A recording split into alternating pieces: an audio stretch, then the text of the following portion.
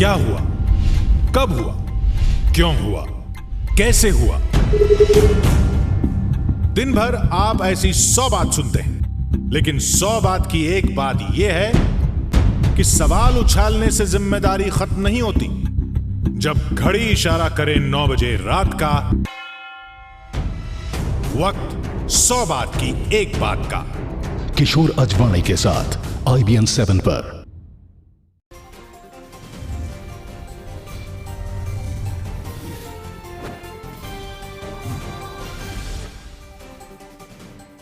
नमस्कार, मैं हूं प्रतीक त्रिवेदी और आप देख रहे हैं अपना पसंदीदा डिबेट शो हम तो पूछेंगे। उरी हमले में 18 जवानों की शहादत के बाद पहली बार प्रधानमंत्री मोदी ने अपना बयान दिया।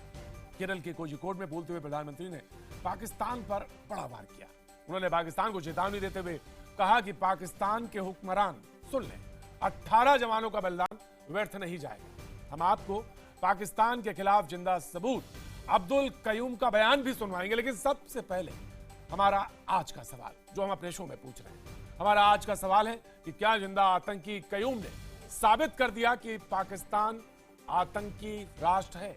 अगर आपको लगता है जवाब आपका हाँ है तो STP_Y लिखें। अगर आपको लगता है आपका जवाब नहीं है तो STP_N लिखें और अपनी राय 51818 पर हमें भेज दें। ट्विटर पर भी आप अपनी राय #STP और #पाक बेनकाब IBN 7 के जरिए आप दे सकते हैं। IBN खबर के फेसबुक पेज और ट्विटर पेज पर आप अपनी राय शेयर कर सकते हैं। आपकी राय को हम अपने शो में लगातार दिखाते रहेंगे। इसी बहस को हम आगे बढ़ाएंगे और आज हमारे साथ सबसे पहले आपको सुनाएंगे आतंकी का कबूलनामा। लेकिन पहले सुनिए पाकिस्तान पर प्रधानमंत्री मोदी का सबसे बड़ा वार। इन दिनों पूरे देश में एक आक्रोश का माहौल है। उरी में हमारे पड़ोसी देश ने जो एक्सपोर्ट किए हुए टेररिस्टों ने हमारे 18 जवानों को बलिदान होना पड़ा।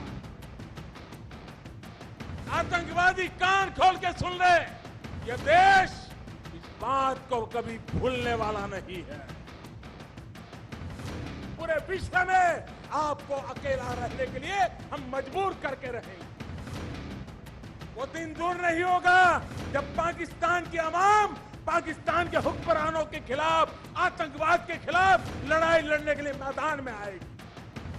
और आज के हुक्मरान आतंकवादियों के आकाओं के लिखे हुए भाषण पढ़ करके कश्मीर के गीत गा रहे हैं। पीओके तो आपके पास है, आप उसको भी संभाल नहीं पाते।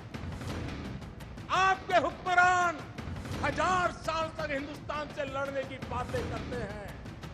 आज दिल्ली में ऐसी सरकार बैठी है, मैं आपकी इस चुनौती को स्वीकार करने के लिए तैयार हूं। आज हिंदुस्तान का मनोबल सबसे ऊंचा है, सबसे बुलंद हौसला है। हमारे 18 जवानों का बलिदान बेकार नहीं जाएगा।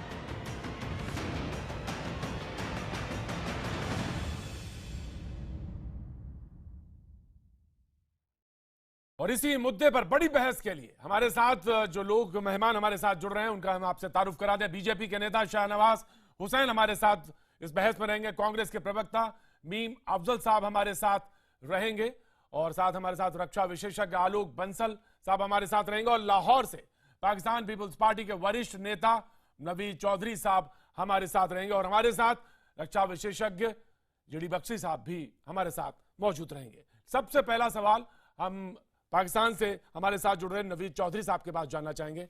नवीद साहब, हमारे पाकिस्तान जो प्रधानमंत्री हैं वो ये कहते हैं कि हमें लड़ना है गरीबी से। आप पाकिस्तान की जनता, वहां की आवाम को कहते हैं आप लड़िए, गरीबी से लड़िए। हम भी लड़ते हैं, देखते पहले कौन जीता है। लेकिन आपके प्रधानमंत्री जब भाषण देते हैं तो वो बुरहान वानी का नाम लेते हैं, वो बुरहान वानी जो कि जिसके हाथ में बंदूक है, कि 47 है। नवीद साहब, तक ताल्लुक है आपके आज की जो स्पीच आई है आपके प्रधानमंत्री की, मैं समझता हूँ उन्होंने वो बातें कही हैं जो बातें हम बहुत अरसे से कह रहे थे। और हम कह रहे थे कि हम दोनों देशों को आपस में जंग की बजाय हमें वो रास्ता ढूंढना है जिस रास्ते से हम अपने अपनी कौमों की खिदमत कर सकें और गुर्बत खत्म कर सकें, हम अपनी तालीमी जो लिटरेसी रेट है उसको बढ़ा सकें और यहाँ तरक्की हो, यहाँ आवाम जिस तरीके से दोनों देशों में सही है उसको देख सके। ये बात तो जहाँ तक उन्होंने कही बिल्कुल ठीक है, लेकिन साथ साथ उन्होंने फिर वही एक फिक्रा दोहराया कि जी पाकिस्तान टेररिज्म को बढ़ावा दे रहा है और टेररिज्म देखें पाकिस्तान तो सबसे बड़ा खुद शिकार है टेररिज्म का, वो कैसे बढ़ावा दे सकता है? नवीद साहब यही बात तो नवीद साहब यही बात तो बार बार कही जाती है। मैंने जो सवाल पूछा, आपके प्रधानमंत्री जब भाषण दे रहे हैं तो उसमें वो बुरहान वानी का नाम लेते हैं, हम जब ले रहे हैं तो हम आपने जिस बात के लिखे हम जालियत के खिलाफ लड़े, हम गरीबी के खिलाफ लड़े, हम तो बार बार यही बात कह रहे हैं। आप कंपेयर करिए ना, आप बात को देखिए ना। ये तो आज का ना आपने, हम तो सदियों से ये बात कह रहे हैं आपस में, और हमने तो हमेशा ये बात की और हमने तो हमेशा ये नुक्ता उठाया कि जो पॉवर्टी लेवल आपके यहाँ, जो पॉवर्टी लेवल हमारे यहाँ है, उसका देखने की जरूरत है, लेकिन नहीं देखा जाता। अब देख रहे हैं बुरहान वानी का जब नाम आता है तो उसके हिसाब से वो कहा जाता है वो तो एक ऐसा इशू है जो कि यूनाइटेड नेशन के चार्टर में मौजूद है, उस इशू के हिसाब से बात की जा रही है। चलिए साहब, मैं नवीद साहब आपको नवीद साहब आपकी बात मान लूंगा, आपने कहा कि चलिए मैं साहब चार्टर में मौजूद है, मैं आपको वहां का एक आतंकी जिसने कबूलनामा है उसको आपको सुना देता हूं, फिर उसके बाद आगे बढ़ लेते हैं। चलिए उसको देख लीजिए, उसको सुन लीजिए।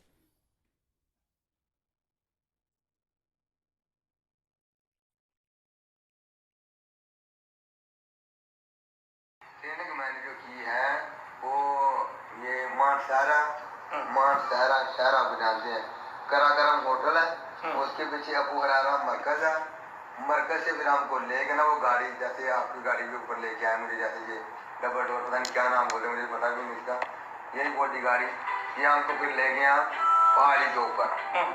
उधर है अबू बकर मरकज नाम उसका रखा हुआ है, अबू बकर मतलब एक स्टाफ का, उधर छोटी ट्रेनिंग देते हैं, मतलब ना वो थोड़ा बहुत कुरान की आयात ना, कुरान की उसके ऊपर जहाज इधर वो पढ़ाते हैं, फिर जो है वो पढ़ाते थे, मतलब कि ये क्लासिक को ये है मैं करूँ, ये होता उसकी फेक बैठी है कि M16 अमेरिका की गन, इस तरह उन्होंने वो 5 साल तैयार करती थी पिस्टल मैं करूँ के अंदर उन्होंने पढ़ाया।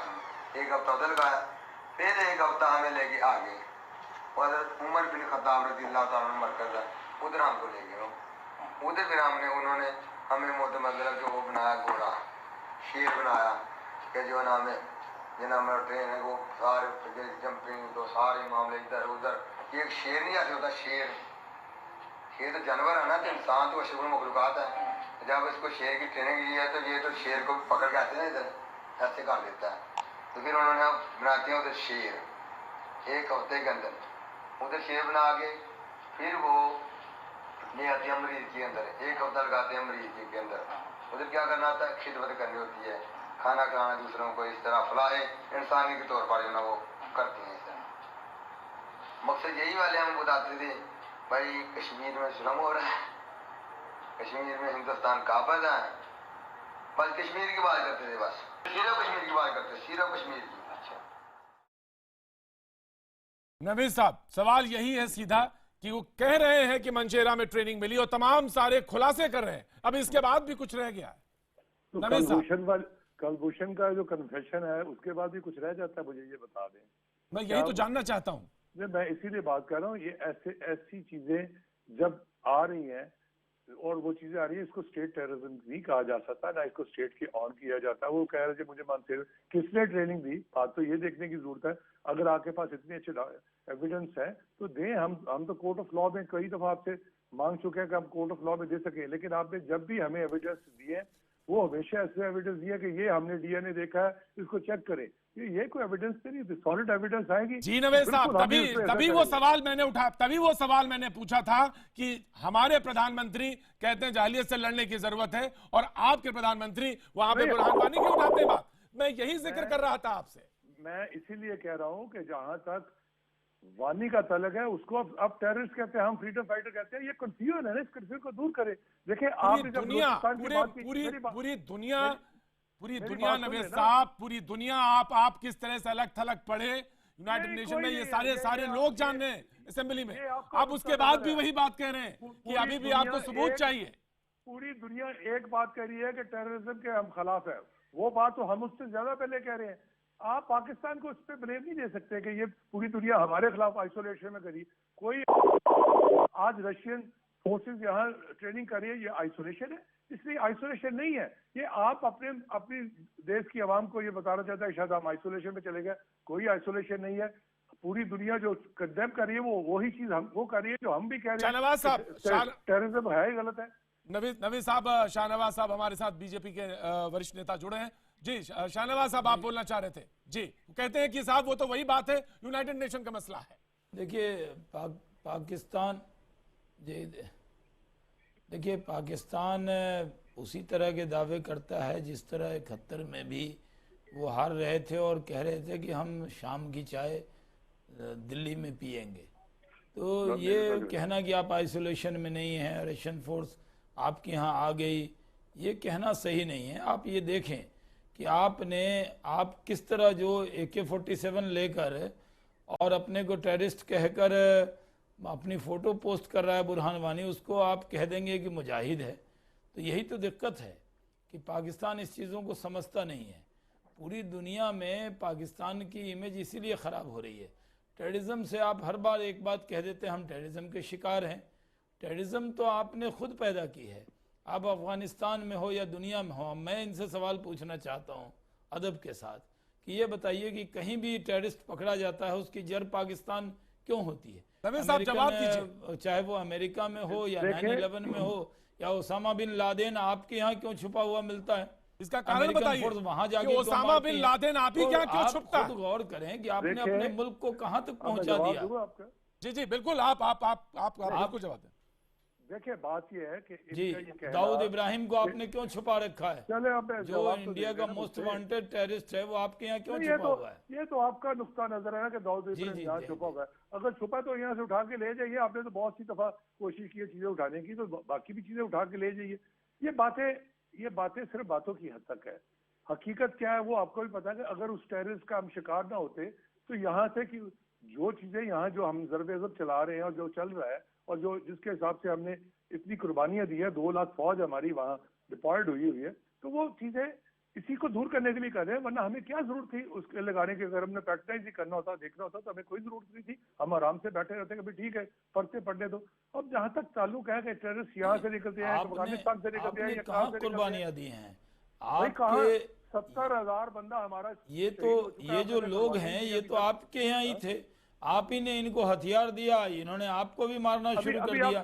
अगर आप दूसरे के घर में आग लगाएंगे तो आपके घर में भी आग लगेगी। अगर आप बारूद से खेलेंगे तो आपके यहाँ भी दिक्कत होगी।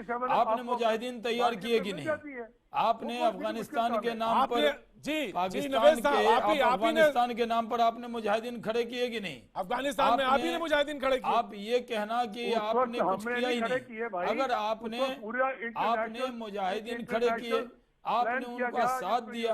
अगर पाकिस्तान के अंदर आपने शुरू से कहा हो, नहीं मैं कह रहा हूं कि अगर आप शुरू से आपने तय किया होता कि हम टेररिज्म को छुएंगे नहीं, लेकिन आपने हिंदुस्तान में टेररिज्म हुआ क्या? 26/11 में कौन थे? वो अजमल आमिर साहब आपका आदमी नहीं था क्या? पठानकोट में आपका आदमी नहीं था? आपने पठानकोट की मजम्मत की। सवाल यही है, आपने उड़ी के हमले में जो हमारे सैनिक मारे गए, नवीद साहब ने क्यों नहीं हमला किया? क्यों नहीं आपने सवाल यही है, क्यों नहीं निंदा की? नवीद साहब सवाल यही है कि ओसामा बिन लादेन को पूरी दुनिया में, ओसामा बिन लादेन को दुनिया में कहीं शरण नहीं मिलती है, सिर्फ पाकिस्तान में ही उसको पनाह मिलती है। सवाल यही है। ओसामा बिन लादेन को जब सेल्फ गोल किया है कर रहा था पूरी दुनिया के सामने आप बेनकाब आज हुए तो गलत है। ये तो सोच ही गलत आ रही ना। उस वक्त तो था हमने ओसामा बिन लादेन को कभी पैटर्न नहीं किया। पाकिस्तान पीपल्स पार्टी ने, आपको रिकॉर्ड याद होगा कि 88 से लेकर ऑनवर्ड हमने कहा था कि ही इज अ टेररिस्ट और हमने उसको ट्रेस करने की कोशिश की। अब वो एक चीज पे हाइडिंग में बैठा है या जहां से निकल रहा है वो एक अलग इशू है। लेकिन देखना यह है कि क्या उनको प्रैक्टिस कर रहे थे? क्या आपके ISI के कवर में वो कैसे रह रहा था? जी हेलो जी ISI की सुरक्षा में रह रहा था, ISI की हिफाजत में रह रहा था। आपकी कितनी शर्मिंदगी आपको उठानी पड़ी जब अमेरिका ने आपके मुल्क में घुसकर ओसामा बिन लादेन को मारा। शाहनवाज साहब शाहनवाज साहब, मेजर जनरल बख्शी जवाब देना चाहते हैं। मेजर जनरल बख्शी जवाब देना चाहते हैं, रक्षा विशेषज्ञ। मैं जानना चाहता हूं बख्शी साहब, मैं जानना चाहता हूं जो आप जी बख्शी साहब जी। देखिए मैं अपने पाकिस्तानी गेस्ट को बताना चाहता हूं कि साहब ओसामा बिन लादेन का घर आपकी पाकिस्तान मिलिट्री एकेडमी काकुल से 850 गज की दूरी पे था। 850 गज की दूरी।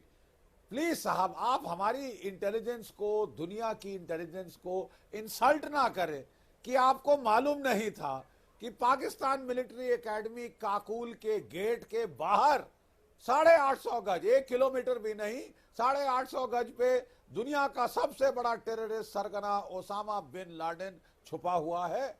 नंबर 1। नंबर 2, आपके वहां पे बलूच रेजिमेंट का हेडक्वार्टर है और मिलिट्री के आपके वहां पे एस्टैब्लिशमेंट्स अबैटाबाद में है। आप मुझे साहब क्या बताना चाहते कि आपको मालूम नहीं था कि वो वहां पे है? You expect us to believe it seriously? Please बताइए। आप समझते हैं कि दुनिया ये स्वॉलो करेगी हुक, लाइन एंड सिंकर?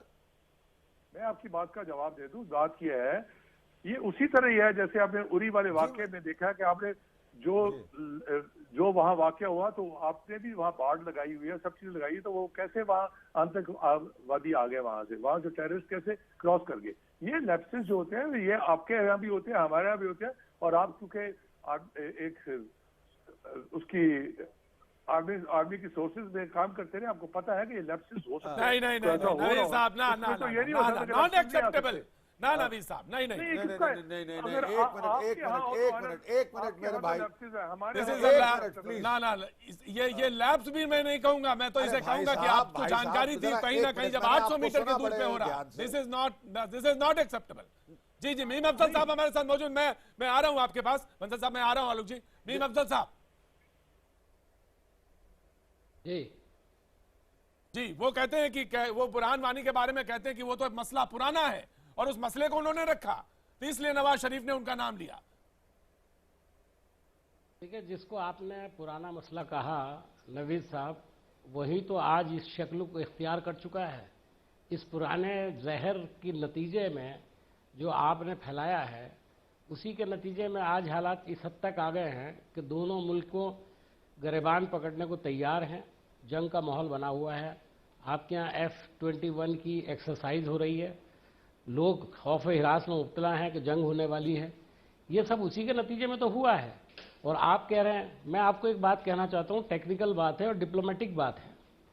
ज़रा आप ये बताइए कि जब नवाज शरीफ जो प्रधानमंत्री हैं, वज़ीर आज़म हैं आपके, यूनाइटेड नेशंस में अगर बुरहान वानी का नाम लेकर उसके बारे में कह रहे हैं कि वो एक शहीद है या उसको एक जंग आज़ादी का मुजाहिद बता रहे हैं, तो क्या इससे साफ जाहिर नहीं होता कि आप बराह रास्त सीधे सीधे टेररिज्म के साथ हैं?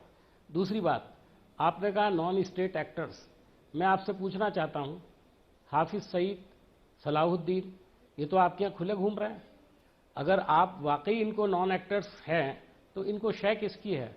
ज़रा हमारे यहाँ तो कोई नॉन एक्टर ऐसे करके दिखा दे, सीधा उठा के जेल में डालेंगे और फांसी भी देंगे। लेकिन आपने इनको आज तक हाथ नहीं लगाया, और कभी लगाया तो थोड़े दिन के अंदर वो निकल के फिर बाहर आ गए, फिर जवाब दे दीजिए। खुलेआम तकरीरें कर रहे हैं। मैं पूछ, एक मिनट, मैं ये पूछना चाहता हूं कि खुलेआम आपके पड़ोसी मुल्क के खिलाफ अगर वो तकरीरें कर रहे हैं और वो ये कह रहे हैं कि हम कश्मीर में जो है आज़ादी की लड़ाई जो है वो उसको लड़ाएंगे और हिंदुस्तान को तबाह और बर्बाद कर देंगे, आप मुझे बताइए कि हमारे यहाँ कौन से नॉन स्टेट एक्टर ने इस तरह की तकरीर की कि पाकिस्तान को हम तबाह कर देंगे?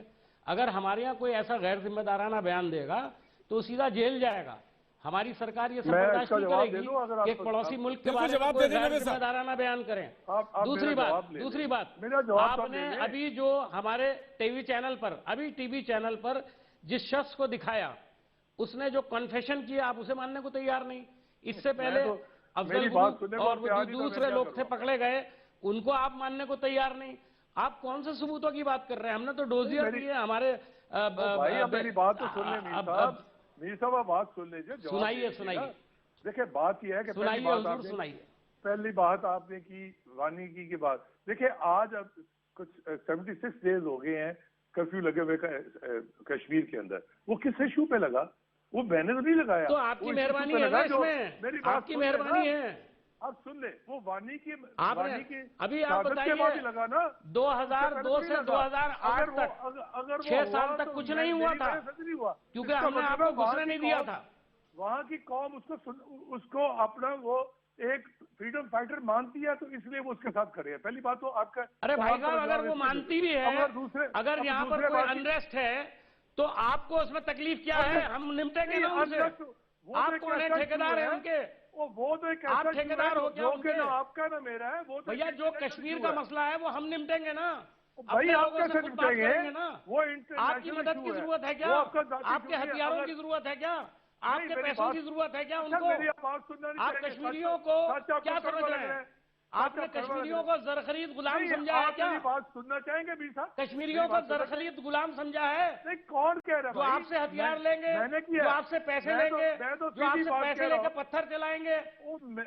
अगर देखें मेरी बात सुने, आप जब बलोचिस्तान आप कश्मीरियों को इंसल्ट कर रहे हैं, मैं आपको बता दूं। प्रदेश का नाम लेता हूं तो मैं आना चाहता हूं। वो आप कश्मीरियों को इंसल्ट कर रहे हैं। प्रतीक एक मिनट, जरा जरूरी पॉइंट। जी जी, ऑफ कोर्स बात सुनना नहीं चाहेंगे आप? फिर क्या? नहीं, बिल्कुल नवीन साहब, मैं आपकी बात सुन रहा हूं। आप मेरे मेहमान हैं, आप मेरे मेहमान हैं। मेजर जनरल कुछ कहना चाहते हैं, मैं आपके पास आ रहा हूं। जी हाँ मेजर जनरल। जी अच्छा, नवीद साहब जरा इस नाचीज की भी सुन लीजिए। आपके आंसू नहीं रुकते कि हमने 70 दिन 75 दिन से हमने लगा रखा है कर्फ्यू जम्मू कश्मीर में। जम्मू कश्मीर में कर्फ्यू इसलिए लगा है कि साहब जो बेकसूर बच्चे हैं उनको कोई तकलीफ ना हो, उनको चोट वोट ना लगे। साहब जरा आप अपने गरेबान में झांकिए। बलूचिस्तान, आपने तो पिछले 25 सालों से जेनोसाइड छेड़ रखा है साहब। उसका जवाब कौन देगा? 25,000 लाशें वहां पे पड़ी हैं। कौन जवाब देगा? जी जी आलोक जी, आलोक जी को जोड़ लेते हैं। आलोक जी भी सवाल पूछना चाहते हैं बलूचिस्तान पे। टॉर्चर किए, रोड पे फेंक दिए, कुछ अनमार्क्ड ग्रेव में करे, जरा उसका जवाब दीजिए ना साहब। यही बात आपने शियाओं को गिलगिट बाल्टिस्तान में बसों से उतार के मारा है। नवेद साहब आप जवाब दीजिए। पहले आलोक जी का भी एक सवाल ले लीजिए, फिर जवाब दे दीजिए। जी आलोक जी। जी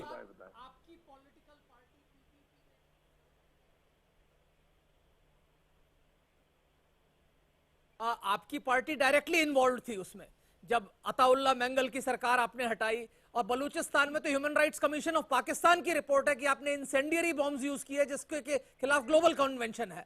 आप ये देखिए आज कितनी अनमार्क्ड ग्रेव्स वहां से निकली हुई हैं, जो बलूच बेचारे जगह जगह बार बार बोल रहे हैं कि हमारे लोगों को उठा के ले जाया जा रहा है। आपके सुप्रीम कोर्ट के former chief justice Iftikhar Chaudhry ने सुओ मोटो नोटिस लिया था मिसिंग पर्संस का, तो क्या आप इनके ऊपर भी इनकार कर रहे हैं? अगर आप दुनिया की वकालत कर रहे हैं तो आप इनकी क्यों नहीं वकालत कर रहे हैं? बलूचिस्तान में जो कुछ हो रहा है। मैं जवाब दे दूं आपको अगर मेरी फ्री या ना? जी बिल्कुल जवाब दें। देखिए पहली बात यह है कि आप जिस तरह बलूचिस्तान की बात कर रहे हैं और बलूचिस्तान इश्यूज को लेके इट इज जैसे मैं उत्तर प्रदेश की बात आपके साथ करूं तो वो आप कहेंगे जी हमारे अंदरूनी मामले में दखल दे रहे हैं, इसी तरह आप बलूचिस्तान मेरे अंदरूनी मामले में आ जाएंगे। लेकिन क्या इसका यूनाइटेड नेशन में कोई किसी किस्म की मूव है? किसी ने आज तक उठाया? ये चीजें इशू है। ये जहां तक ताल्लुक है, कुछ लोग आज बरामद भुगती जो आपसे मदद मांग रहा है, वो किस प्यार से मांग रहा है? इसलिए कि उसका नाम इंटरपोल में जाने लगा, तो वो चाहता कि मैं इंटरपोल में जाने से पहले मैं बुरहान वानी के खिलाफ 2 मुकदमे थे। नवेद साहब, बुरहान वानी के खिलाफ 2 मुकदमे यहाँ पर दर्ज थे।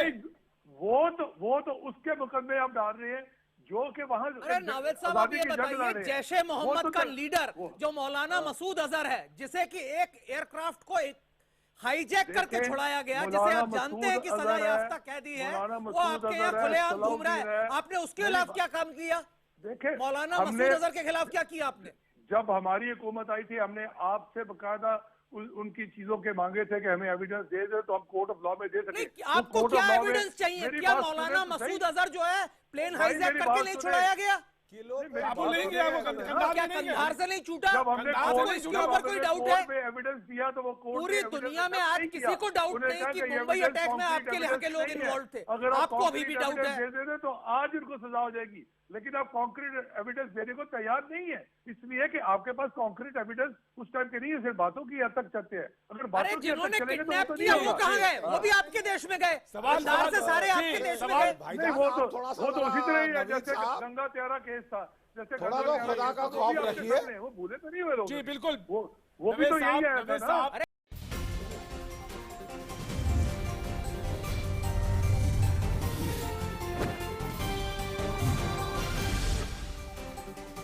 हम तो पूछेंगे, मैं आपका एक बार फिर स्वागत है। और बात इस बात की कि पाकिस्तान ये कहता कि आपके सबूत ना काफी। हमारे साथ नवेद साहब हमारे साथ जुड़े हुए हैं। हम सीधे जाना चाहते हैं शाहनवाज हुसैन साहब आपके पास।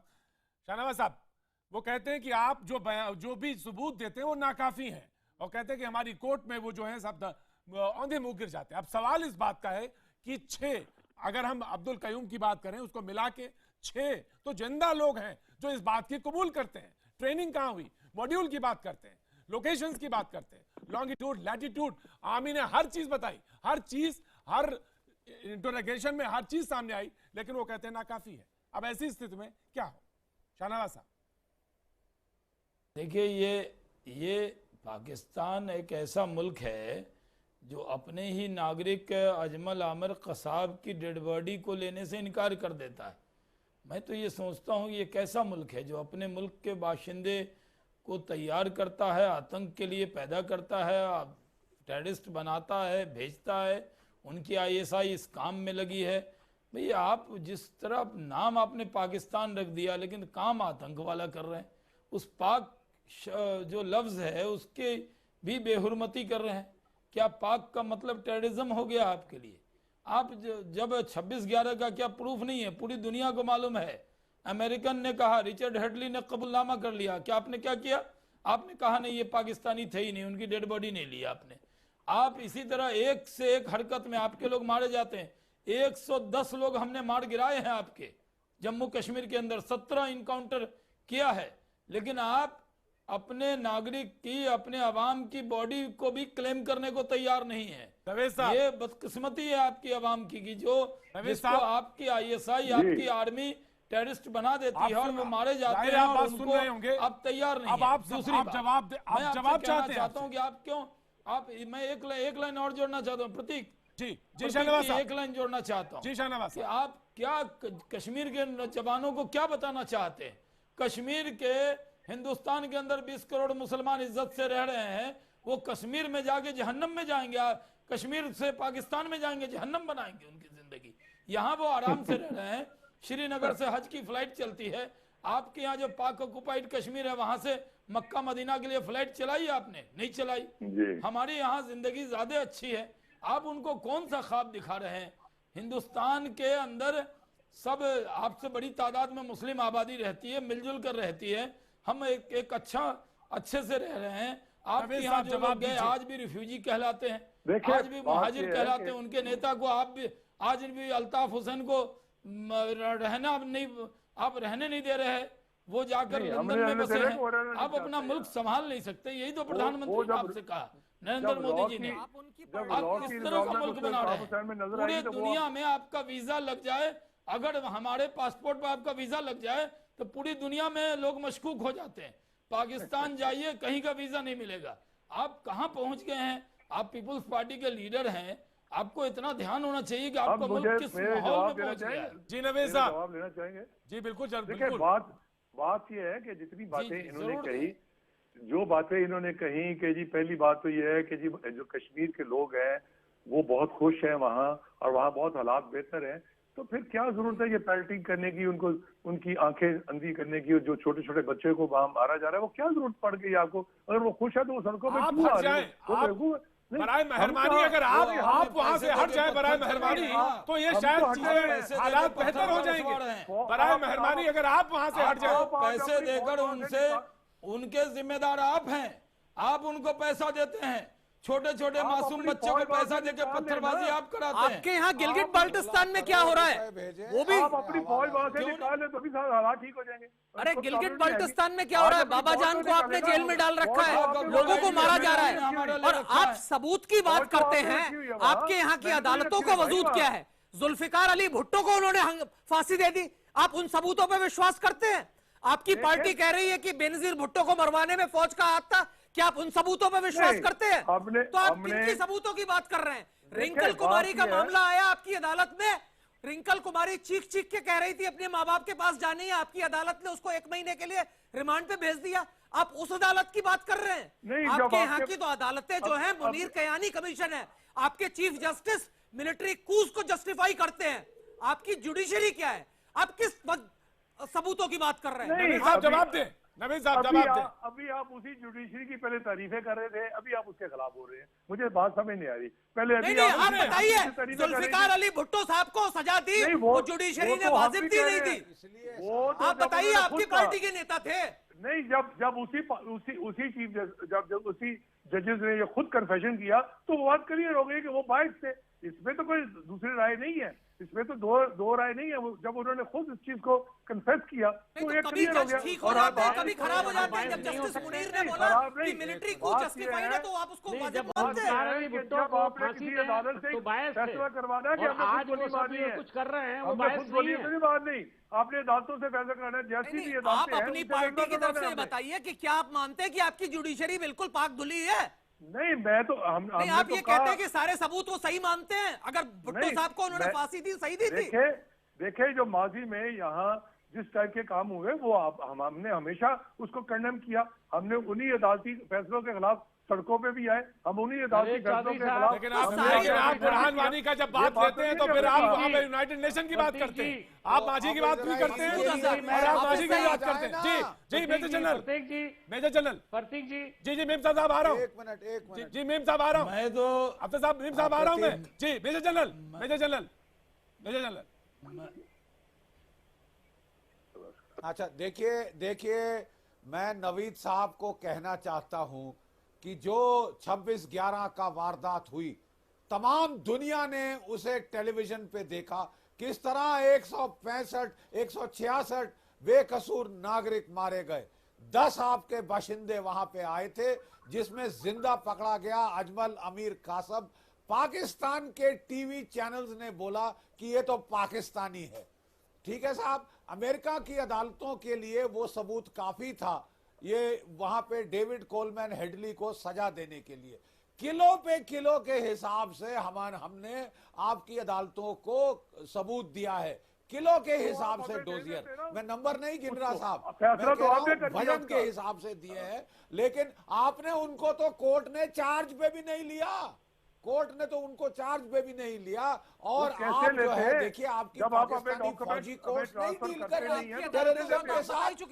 नहीं बताइए, जो पाकिस्तान में टेररिस्ट वारदात होती है वो मिलिट्री कोर्ट्स डील करती हैं, जहां एविडेंस का पूरा चीज ही अलग है। वो वहां क्यों नहीं पेश किया आपने ये टेररिस्ट? बिल्कुल जवाब दीजिए नवीद साहब, आप बताइए उसको वहां क्यों नहीं, मिलिट्री कोर्ट में क्यों नहीं डील किया? मिलिट्री वहां की आईएसआई तो खुद ही आतंकवाद में शामिल है। वहां की मिलिट्री आईएसआई जो है वो आतंकवाद को खुद ही शामिल है। वो क्या नहीं नवीद साहब, नवीद साहब जरूरी सवाल का जवाब दीजिए। ओसामा बिन लादेन को शरण देती है। नवीद साहब जरूरी सवाल का जवाब दीजिए। मिलिट्री और आईएसआई जो है आतंकवादी तो पैदा करती है, और क्या पैदा करती है? वो बकायदा चीजें मौजूद है हमारे पास, तो रॉ के एविडेंस हमने आपको दिए, लेकिन साहब हमारे साथ मौजूद हैं। जी भीम साहब आप हाथ उठा रहे थे। जी आप तो उसको रॉ के एविडेंस से मानने को तैयार नहीं है। नवीद साहब आप पाकिस्तान पीपल्स पार्टी के लीडर हैं। मैं एक सवाल बहुत संजीदगी से आपसे पूछना चाहता हूं। देखिए, आपके यहाँ जो सिस्टम चल रहा है, जिस तरह से भारत के साथ आप टेंशन बढ़ा रहे हैं, ये आपके पॉलिटिकल सिस्टम को ख़त्म करने की एक साजिश है मिलिट्री की। जिस दिन आप जंग करेंगे पाकिस्तान से, ना नवाज शरीफ रहेंगे, ना पीपल्स पार्टी का कोई लीडर रहेगा, सब फौज कब्जा कर लेगी। वही उसका प्लान है, समझ लीजिए अच्छी तरह से। ये जो आपने थोड़ी बहुत बची खुची डेमोक्रेसी बचा रखी है, इसका भी सफाया हो जाएगा अगर पाकिस्तान ने हिंदुस्तान पर किसी हमले की गलती की तो। मैं सुन प्लीज, नहीं आप उसका टूल बनना चाहते हैं। मैं आपसे हवा देके मैं सुन लीजिए। नहीं, अगर आप हम पर हमला करेंगे, अगर आप हम पर हमला करेंगे तो जवाब तो दिया जाएगा। मैं प्रतीक जी, मैं जवाब दे दूंगा। मैं आपसे एक बात पूछना चाहता हूँ। मैंने जो बात कही, मैं आपसे मैं नवेद साहब आपसे ये पूछना चाहता हूं कि हाफिज सईद या जो दूसरे 3-4 मौलाना वहां पे बैठे हुए हैं, क्या पीपल्स पार्टी उनको सपोर्ट करती है? आप सिर्फ इतना बता दें मुझको। हम बिल्कुल आप टेलीविजन चैनल पर हिंदुस्तान के ये बता दें कि आप उस तरह के लोगों को सपोर्ट करते हैं? Never never. जब सपोर्ट नहीं करते, सवाल यही है। बहुत बहुत शुक्रिया, बहुत बहुत शुक्रिया। आप उन्हें सपोर्ट क्यों नहीं करते? क्योंकि आप ये मानते हैं कि वो गलत हैं। आप मानते हैं कि ये गलत है। अगर पाकिस्तान की एक बड़ी पॉलिटिकल पार्टी ये मानती है कि वो गलत हैं, तो आप अपनी सरकार को क्यों नहीं कहते हैं कि इनको अरेस्ट करके जेल में डालो? ये हिंदुस्तान से ताल्लुकात खराब करा रहे हैं। हम हमेशा हमारे दौरे हुकूमत में ही वो गिरफ्तार भी हुए थे, लेकिन जब कोर्ट ऑफ लॉ में हमने आपसे एविडेंस मांगे तो आपने नहीं दिए। अगर दे देते तो आज शायद वो फैसले हो चुके होते। यही मेजर जनरल जीडी बख्शी ने सवाल पूछा आपसे। आप मेजर जनरल जीडी बख्शी ने यही बात कही आपसे कि कोर्ट आप कहाँ ले गए केस, किस जगह कोर्ट में रखा? जीडी बख्शी तो यही सवाल पूछ रहे थे। एक बात जानना चाहता हूँ, नहीं है भाई, एक बात जानना चाहता हूँ, आपकी कोर्ट ने तो भुट्टो साहब को भी फांसी दे दी ना? नहीं तो क्या हम टेररिस्ट के तौर पर गोली मारते थे? ये नहीं होता, डेमोक्रेसी है। क्या आप मानते हैं कि नहीं मानते हैं कि शाहनवाज मौलाना मसूद अजहर टेररिस्ट है? शाहनवाज साहब मान लीजिए कि वो आपके लोग हैं, आप मानते ही नहीं। देखिए साहब, आप नहीं, मैं कह रहा हूँ कि ये मानते नहीं। इनको क्या कागज का टुकड़ा चाहिए? अजमल आमर कशाब आपको मिल गया, 26/11 आपने देखा। आपके यहाँ उड़ी में, पठानकोट में आपके लोग आए, आपको क्या सबूत चाहिए? कागज का टुकड़ा चाहिए? अरे मान जाइए, मान। कौन सी दुनिया में रहे हैं? जमहूरियत की बात कर रहे हैं, और जमहूरियत में ये सब चीजें जरूरी होती हैं कि जब आप लोगों को नहीं, कौन सा जीडी बख्शी साहब एक सवाल पूछना चाह रहे हैं। जीडी बख्शी साहब एक बहुत इम्पोर्टेंट बात रख रहे थे। जीडी बख्शी साहब लगा रखा, जीडी बख्शी साहब एक बहुत इम्पोर्टेंट बात रख रहे थे। आपके पास दो स्टैंडर्ड्स हैं। हमने उनको 26/11 में जो कुछ हुआ वो आपकी वजह से हुआ। कोर्ट ऑफ लॉ में पूरी तरह आप ये हर मुजरिम को राइट है कि वो अपने सेल्फ डिफेंस में आए और उसके वो डॉक्यूमेंट दे। ये नहीं होता कि उसको वैसे आपके यहाँ तो टेररिस्ट मिलिट्री कोर्ट्स में जा रहे हैं, उनको कौन सा राइट ऑफ निशान नहीं बचेगा। मैं कह रहा हूँ आपके यहाँ तो इतने आतंकवादियों को मिलिट्री कोर्ट में सजा दे दी गई, फांसी दे दी गई, कोई डिफेंस नहीं, कोई स्पेशल मिलिट्री कोर्ट इसीलिए बनाए गए कि जो टेररिस्ट एक्टिविटीज है उनको खत्म किया जाए। हमारे टेररिस्ट को क्यों नहीं ले गए आप वहाँ? सवाल पाकिस्तान के वजूद का है। जो टेररिस्ट पकड़े जाते हैं, एक्शन करते हैं, आपका जवाब नहीं है। आपकी जावेद साहब जवाब नहीं है, जवाब नहीं। और वो बहुत अहम सवाल है जो लगातार पूछे जा रहे हैं आपसे कि आप आतंकवादियों के साथ खड़े हुए नजर आते हैं।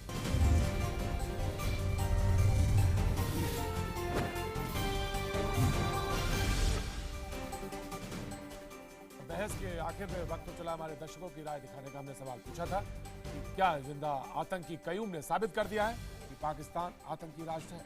हजारों की संख्या में हमें मैसेजेस मिले हैं। हमारे 98% दर्शकों ने हाँ में जवाब दिया, वही 2% दर्शकों ने नहीं में जवाब दिया। यही सवाल हमने ट्विटर पे भी पूछा था और जो जवाब मिला उसमें 96% दर्शकों ने हाँ में जवाब दिया, वही 4% दर्शकों ने नहीं में।